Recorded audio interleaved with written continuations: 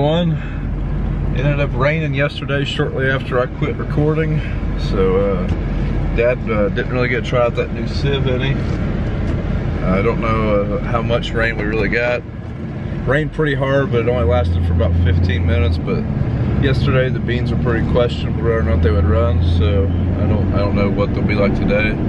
We may try it, but we'll probably have to wait pretty late in the day. So I think we might work on the wheat drill maybe, but just going out to see what's going on now. So we're working on the wheat drill out here, and while I was in storage in this barn, mice or coons or something chewed up all these rubber things to get into the seed that was left in them. So now we got to replace all those.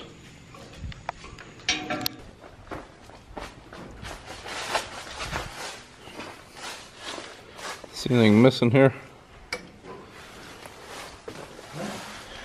They're all down there on the ground. A couple weeks ago we came out here to hook up a tractor, and then we noticed that something was wrong with the seed drill.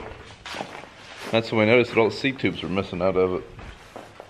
So we think it was a mouse or something that chewed all the rubber grommets off of them, but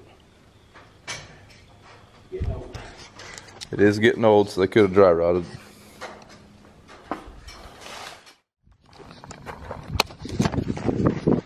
Well guys, we are going to try beans after all. Just moved the cart down here to the field. Now we're going to get the combines. It looks like it's probably just going to be the two of us. I think we're just going to load the semis. It's about 3 o'clock anyway. By the time we load the semis, it'll be dark, after dark. But hopefully we can at least get a few acres done.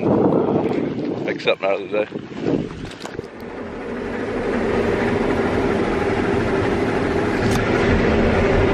Alright, we're back in the cab. I'm playing around with this new sieve, trying to get it set. And the settings are a little different. I'm having to run it a little bit more open than it was the bottom sieve. It is cleaning up a little bit better, it appears, but like I said, I'm still getting the settings dialed in. So far, it does seem to be cleaning the beans up better. Nothing to see here, folks. Move along. Someone asked the other day if we had to steer around the fields or anything. You just steer on the first pass. Right now I'm changing my guidance pattern to smart path, which means that it will steer however I steer the trip before. So that is how I steer, or have the tractor steer itself on the second pass. Here's my auto steer steering me around the field. That's my recorded pass that it's following.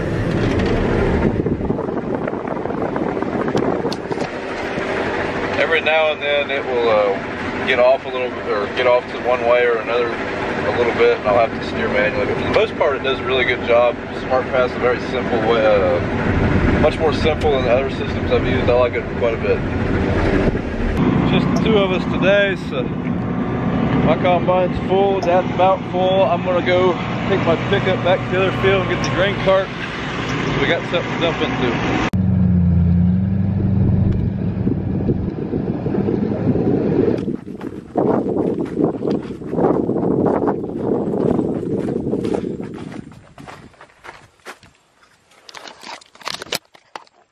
Hitch is still attached. You know how you get your tractor back from George? You switch him out while he's not working.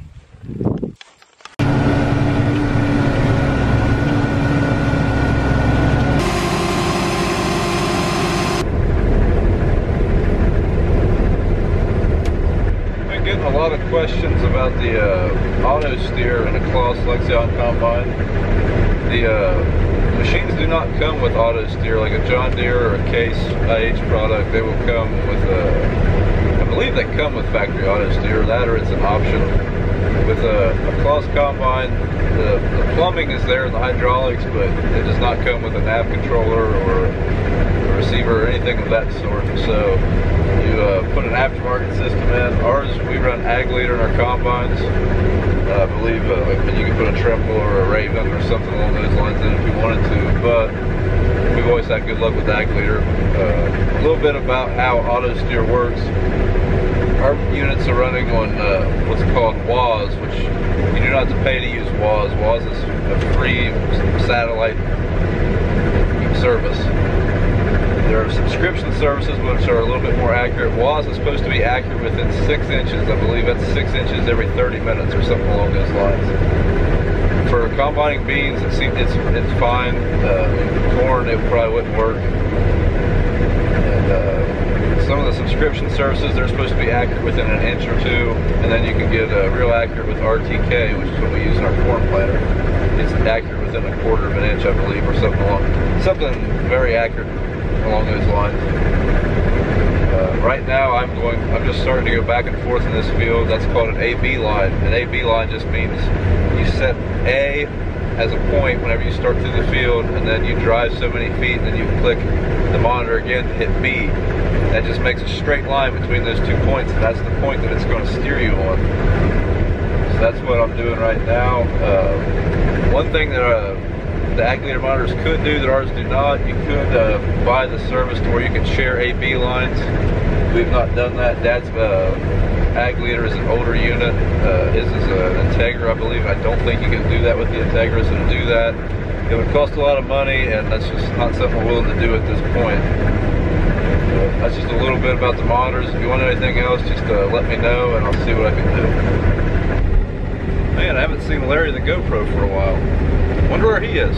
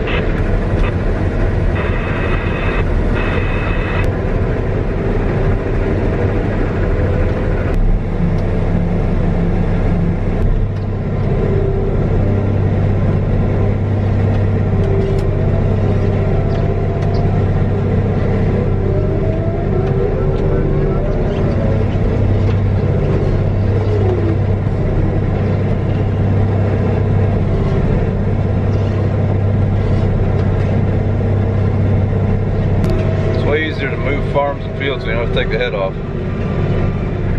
Hey guys, we was talking about auto steer earlier, and kind of reminded me of whenever I put this system in this machine last year.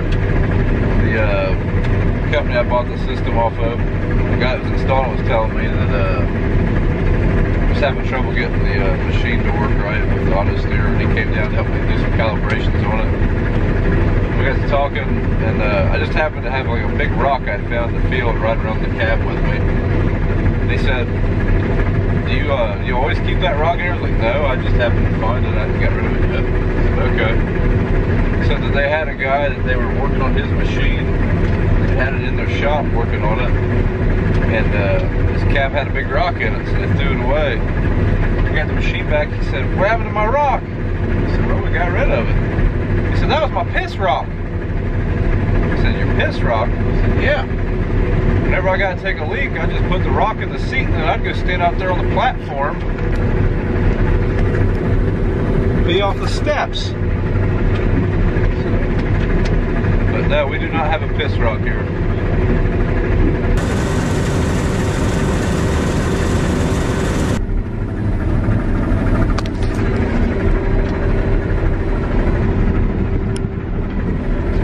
if I was running a lot of returns in my machine. I do run a lot of returns, but not really throwing anything out the back, and I don't see any rotor loss. I guess I'm willing to live with it if the grain quality is not suffering and we're not losing anything. Yeah, I've always run a lot of returns in my machine. Dad's machine seems to run less, and I don't know why. They were the same machine. Until the other day, they had the same sieves, so I don't know why that is, but it is. Well, I'm full. Started hearing the trickle of grain. I guess I haven't cab beamed it yet, but being very careful.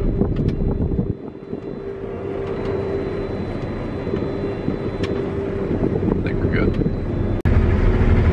Been running this Frog 2 sieve today for the first time, and so far I like it. It is making the sample cleaner. I don't know if it's like I thought it'd be a little cleaner maybe, but it's definitely an improvement. The way they were looking before this, I was really concerned, but I really think if we just took our old sieves out and cleaned them, it probably would have helped tremendously. They're pretty beat up, pretty dirty. But the settings are a little different. With the old sieves, I think Dad's running his screens at like 1 to 2 on the bottom and like 8 on the top. These it's a little different. I'm running mine at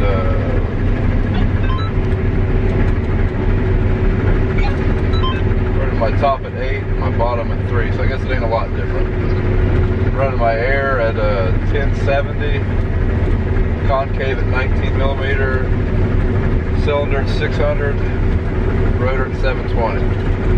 That's giving me a pretty clean sample at the moment. I'm sure that'll change with throughout the day. Probably change with a different variety, but right now it seems to be a sweet spot. Well, we're out of trucks, and I think we're going to set the dryer up maybe to dry beans tomorrow. So now we're going to try to shuffle some things around and keep everything inside, because I guess there's a chance of rain. Surprise, surprise. Forgot we moved to the Amazon rainforest. Hey guys, that's going to be it for today's video. Tomorrow will just depend on the weather. I don't think there's a very large chance of rain, so hopefully we should have a good day of bean harvest, providing you know, no issues or anything. But at the very least, we'll be dumping trucks and trying to get that dryer going. So thanks for watching. If you like what you see, go over to Instagram, follow me on there at Brian's Outdoor Videos. Like us on Facebook at Brown Farms, and we'll see you on the next video.